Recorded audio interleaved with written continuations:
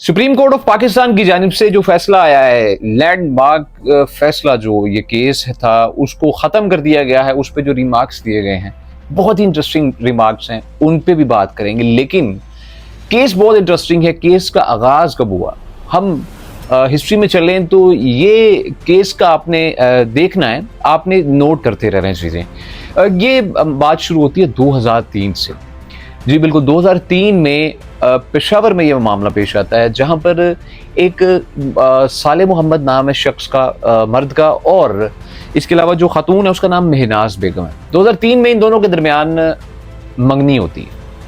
अब 2006 में ठीक 3 साल बाद इनका निकाह होता है और रुखसती हो जाती है। जी बिल्कुल, 2006 में इनका निकाह हुआ। अच्छा जी, अब 2007 में खातून को डोमेस्टिक वायलेंस के नतीजे में और ये तमाम इल्ज़ामात लगाकर वो खातून को उसके अपने घर छोड़ देता है, मेके छोड़ देता है। 2007 को वो बिल्कुल बैरून मुल्क चल जाता है और बिल्कुल कांटेक्ट नहीं होता। वहां पर जाके उसने एक शादी की। अब शादी करने के बाद उसमें से उसके बच्चे भी होते। अब ये खातून जो है ये बिल्कुल निकाह में है, कोई कांटेक्ट नहीं है, कुछ भी नहीं है, और वो इंतजार में है कि कब हम इससे राब्ता करें। वो बिल्कुल कांटेक्ट खत्म कर देता है। होता ये है जी, 2015 तक उस खातून ने इंतजार किया, 8 साल उसने इंतजार किया साले मोहम्मद का। जो महनाज बेगम है, उन्होंने साले मोहम्मद का 8 साल तक इंतजार किया। अच्छा जी, जब 2010 में उसने निकाह किया था दूसरा, जिसमें से उसके बच्चे भी हुए। अब 2015 में महनाज बेगम जो वहाँ पर डिस्ट्रिक्ट कोर्ट हैं, वहाँ पर नान नफका ना देने पर अपने खावंद जो है साले मोहम्मद जो है उसके खिलाफ रिपोर्ट FIR दर्ज करवाती है। एक केस वहाँ पर स्टार्ट होता है। अच्छा जी, वहाँ पर जी तलब किया जाता है साले मोहम्मद साहब को, जी आएँ और अपना बयान दें, आपके खिलाफ केस है। साले मोहम्मद साहब वहाँ पर जाते हैं तो वहाँ पर उनका मौक़िफ़ क्या था, ये बड़ा इंटरेस्टिंग है। आपने सुनना है कि मौक़िफ़ उनका क्या था, और ये सारा वाक़या बताने का मकसद भी आपको ये है कि किस तरीके से वकील हज़रात आपको फंसाते हैं।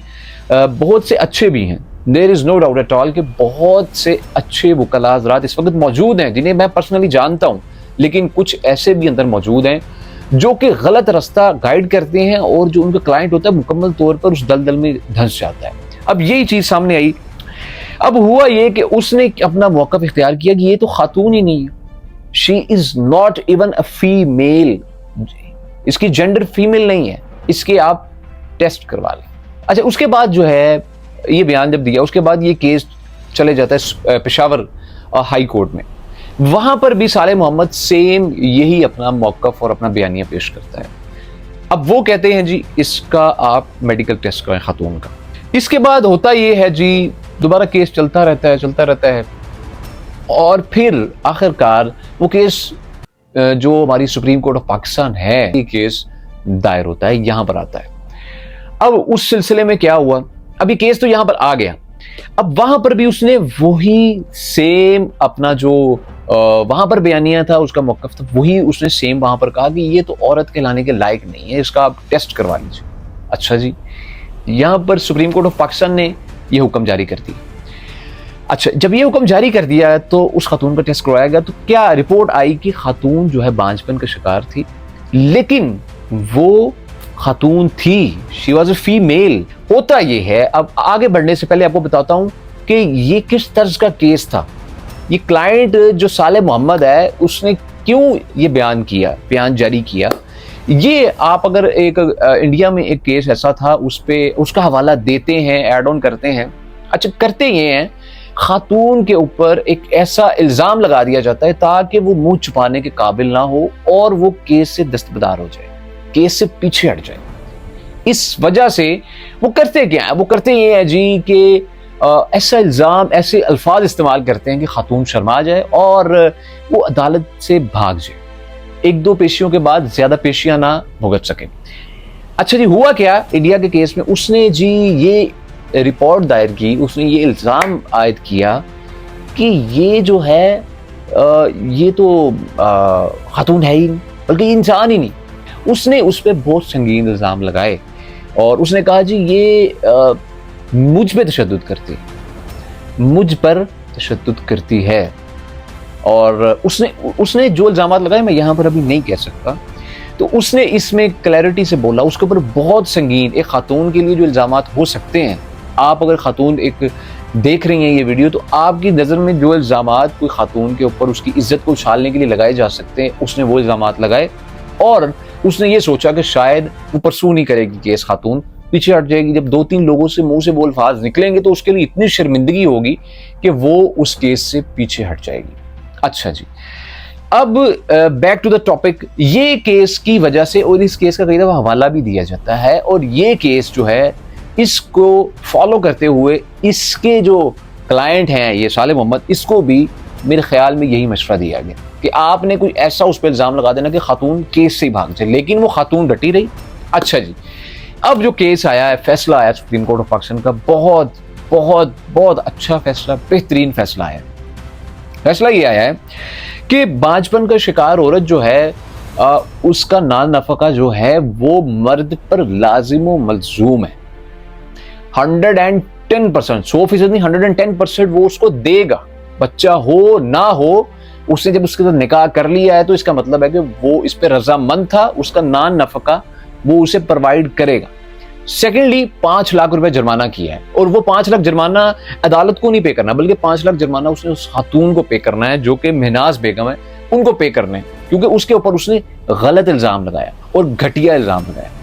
اور تیسرا انہوں نے بولا ہے سپریم کورٹ آف پاکستان نے کہ ایسے بوگس کیسز سپریم کورٹ تو دور کی بات ہائی کورٹ میں بھی نہیں آنے چاہیے, اور ایسے کیسز دائر ہی نہیں ہونے چاہیے, اس کو پرسو ہی نہیں کرنا چاہیے.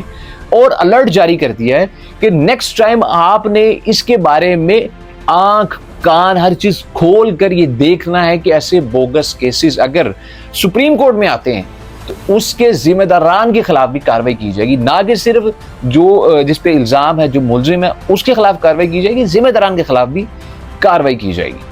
یہ لینڈ مارک جو فیصلہ ایک آیا ڈیسیژن, لینڈ مارک ڈیسیژن اس کو بولیں گے, جو سپریم کورٹ آف پاکستان کی جانب سے آیا ہے, یہ ایک بہترین ایک فیصلہ تھا اور بہت اچھے طریقے سے ڈیفائن کیا گیا. اچھا, میں اس کیس کے بیک گراؤنڈ پہ تھوڑا بات کرنا چاہوں گا. یہ ہمارے معاشرتی رویے کو ظاہر کرتا ہے, ہمارے معاشرتی رویہ کیا ہے آج کل اس کو ظاہر کرتا ہے. اچھا جی, جب ہم شادی کرتے ہیں تو آج کل نارملی دیکھا کیا جاتا ہے, دیکھا 2-3 چیزیں دیکھی جاتی ہیں, مکان اپنا ہے یا کسی کا ہے. یہ سب سے امپورٹنٹ نہیں, موسٹ امپورٹنٹ یہ دیکھا جاتا ہے مکان اس کا اپنا ہے. اچھا, بینک بیلنس کیا ہے اس کا, یہ دیکھا جاتا ہے بینک بیلنس اس کا کتنا ہے, منتھلی سیلری کتنی کما رہا ہے. یہ 3 سوال ہوتے ہیں. بینک بیلنس, اس کی جو رہائش ہے وہ اپنی ہے, تھرڈ کتنا کما رہا ہے, آسٹریلیا اس کا بینک بیلنس کتنا ہے, یا اس کے پاس کوئی جگہ ہے, کوئی باہر کے ویزاز ہیں, یہ چیزیں پوچھی جاتی, 3 سے 4 چیزیں پوچھی جاتی ہیں. حالانکہ میرے خیال میں جو پوچھنا چاہیے, کما انسان لیتا ہے, انسان کا جو یہ دماغ ہے نا, اللہ تعالیٰ نے اس کو اتنی صلاحیت دی ہے کہ وہ کما سکتا ہے الحمدللہ. اچھا جی, سوچنا کیا چاہیے, دیکھنا یہ چاہیے کہ یہ بندہ کمیونیکیشن کر سکتا ہے, اپنی بیگم کے ساتھ کمیونیکیشن رکھ سکتا ہے, اپنی وائف کو خوش رکھ سکتا ہے. یہ نہ ہو کہ جی وہ اسٹرکٹلی ایکشن ہے, 8 بجے ناشتہ چل رہا ہے, جی یہ ناشتے کا وقت ہے, اتنے بجے کھانا آنا چاہیے, اتنے بجے یہ ہونا چاہیے. ایسا نہیں ہونا چاہیے. رسپانسبلٹیز ایک طرف ہیں, لیکن اس کے اوپر حکم چلانا یہ کسی حد تک دیکھنا چاہیے کہ کیوں نہیں جو کمیونیکیشن ایک گیپ ہے وہ ختم ہو, اور کمیونیکیشن کے ذریعے کبھی نئی طبیعت خراب ہے, کبھی کوئی معاملہ ہے, دیٹس اٹ.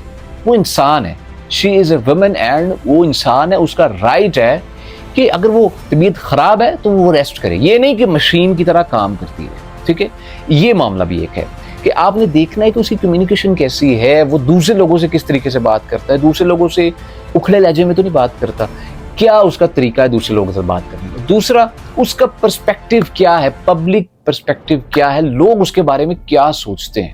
جی بالکل, اگر لوگ سوچتے ہیں کہ یار یہ 2 نمبر بندہ ہے, اس کے پاس پیسہ بھی ہوگا, گاڑی بھی ہوگی, ہر چیز اس کے پاس ہوگی, اپنے پاس اس کا اپنا گھر بھی ہوگا, لیکن لوگ سوچتے ہیں یار یہ بندہ 2 نمبر ہے, تو پاسبلٹی ہے کہ آپ کی بیٹی, وہ بچی جو شادی کر رہی ہے, اس کے ساتھ بھی وہ کچھ غلط کرے گا.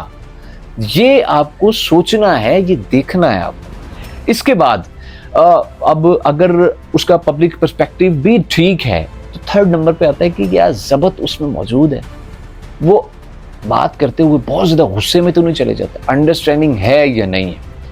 یہ چیز جو ہے بہت امپورٹنٹ ہے. اگر لائف میں انڈرسٹینڈنگ پارٹنر نہیں ہے there is a possibility of that کہ آپ کے لیے مشکلات پیدا ہو سکتی ہیں. انڈرسٹینڈنگ سے مراد یہ ہے کبھی آپ انڈرسٹینڈنگ کرتے ہیں, کبھی آپ کہتے ہیں چلیں دیٹس اٹ, کچھ نہیں, کوئی بات ہو جاتی ہے, معاملات ہو جاتے ہیں, اونچ نیچ ہو جاتی ہے. 100% دونوں یہ پاسبلٹی نہیں ہے. یہ جان لے آپ کے جب آپ کے شادی کر رہے ہیں اس میں 110% یہ نہیں ہے کہ آپ خوش ہی رہیں گے. دیر از اے پاسبلٹی آف دیٹ کہ کبھی خوشی ہے, کبھی غمی ہے, کبھی چارج ایک جو اس کا پارٹنر ہے, لائف پارٹنر, وہ کبھی بہت خوش ہے, دوسرا غمگین ہے, دوسرا بہت غمگین ہے اور خوش ہے. یہ چیزیں چلتی رہیں گی, لیکن انڈرسٹینڈنگ پارٹنر جو ہے وہ ہونا بہت ضروری ہے. اگلے کو سمجھے کہ اگلے کی طبیعت خراب ہے, اگلے کے ساتھ کوئی معاملہ ہے, وہ اس کو سمجھے, اس کو سلجھائے اور خود ایک دوسرے کے ساتھ بات کرتا رہے, بات کر کے معاملات کو سلجھایا جائے. یہ کچھ امپورٹنٹ ترین چیزیں ہیں جو ہمیں معاشرے میں جو بچیوں کے والدین ہیں خاص طور پہ انہیں یہ دیکھنی چاہیے, انہیں ان کو بھی ملحوظ نظر رکھنا چاہیے. کسی حد تک پیسہ, گاڑی, جگہ اور یہ لینڈ مارک جو چیزیں ساری ہیں ان سب کو آپ اپنے ملحوظ نظر رکھیں, لیکن یہ جو 3-4 چیزیں ہیں, پوائنٹس, ان کا بھی خیال لازمی رکھیں.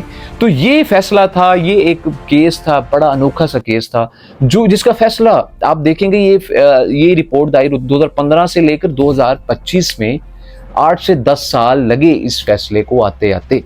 تو اس سے پہلے کہ بہت دیر ہو جائے اور بچیاں جو ہیں وہ بالکل نفقہ نہ مل رہا ہو اور ان کو بیسک رائٹس نہیں مل رہے ہوں, اس سے پہلے ایسا معاملہ ہو, آپ کو زندگی میں آگے بڑھنے کے لیے کچھ بیسک اصول بنا لینے چاہیے. تو یہ تھا فیصلہ, لینڈ مارک فیصلہ تھا, بہت امپورٹنٹ ترین تھا. اس پہ سلوٹ پیش کرتے ہیں جی یہ جو جیسے سپریم کورٹ کا فیصلہ آیا. اور اسلام بھی ہمیں اس چیز کی ٹیچنگز نہیں دیتا. اسلام کی اگر آپ ٹیچنگز کی بات کریں تو وہ بھی جو وائف ہے اس کے حقوق کے اوپر بات کرتا ہے. اور آپ صلی اللہ علیہ وسلم جس طریقے سے حضرت عائشہ اور دوسری امہات المؤمنین کے ساتھ جو رویہ رکھتے تھے, اتنا خوبصورت رویہ, اتنا بہترین طریقے سے شاید ہم نہیں رکھ پاتے, لیکن آپ صلی اللہ علیہ وسلم ان کے ساتھ بہت نرم رویہ رکھتے تھے. وہ طریقہ ہم آج نہیں رکھ پاتے. اگر ہم اسلامک ٹیچنگز کے اوپر عمل کریں تو شاید کہ معاملات بہت بہتر ہو سکتے ہیں. انشاءاللہ آپ سے ملاقات ہوگی کسی اور ویڈیو میں. اپنا خیال رکھیے گا اور چینل کو سبسکرائب ضرور کیجیے گا. اللہ نگہبان.